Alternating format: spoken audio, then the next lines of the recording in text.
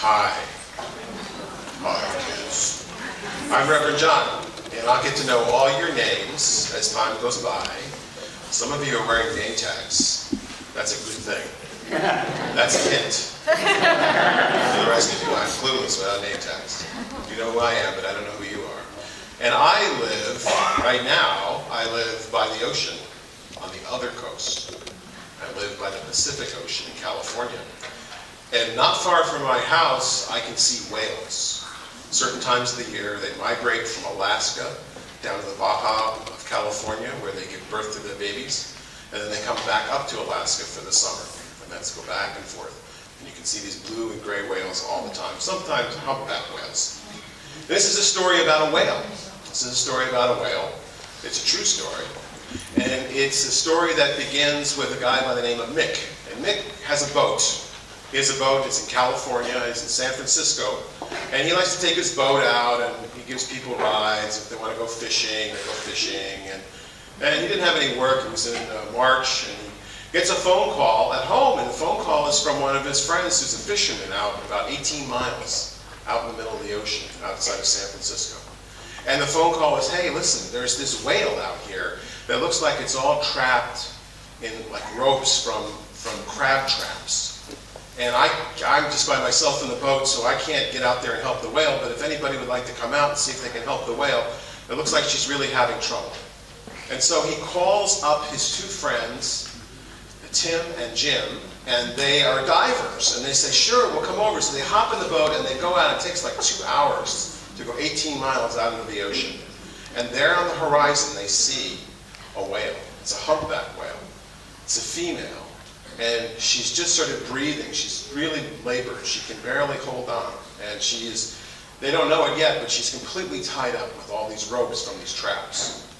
And so the divers get into a little inflatable boat, and they go out about 200 feet from the whale, and then they jump in with their gear into the water, and they're swimming towards the whale, and they can see that there's ropes tied all around her head, and they look down in the water, and they can see her tail is all trapped in ropes, and she's like cut into a sea like that, and she's really struggling. She's having a really hard time just staying afloat. And they're like looking at each other wondering what to do, so they jump into the water, they swim closer and closer to her, but she's scared. And she's looking at them with one eye, and she takes her pectoral fin, which is this big fin here, and she slams it against the water. And it's 15 feet. The whale's as big as this room. So it's a 15-foot tail, a fin that just goes slapping against the water, and the divers get pushed way back. And they're like, okay, this isn't going to work. We're not going to be able to come at her like that.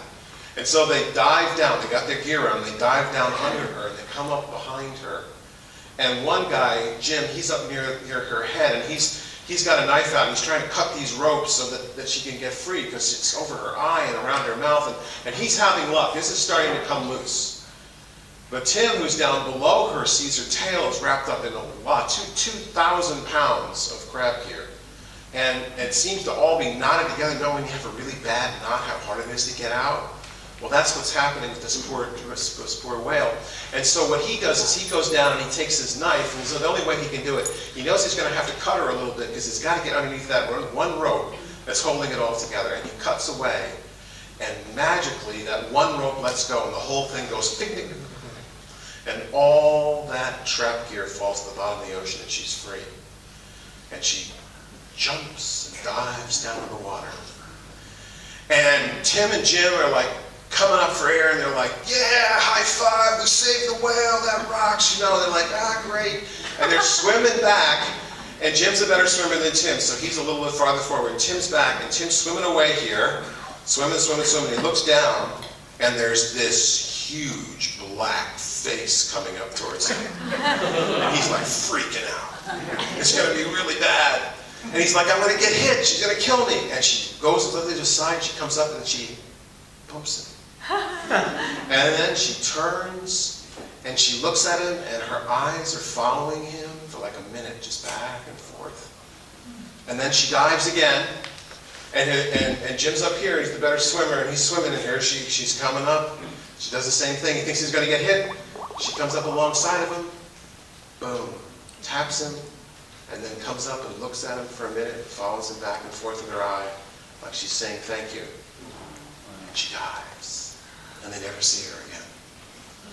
And that's a story about facing grace, which is I'm going to talk about with the big kids here in a little bit. Right now we're going to sing it up with number 4.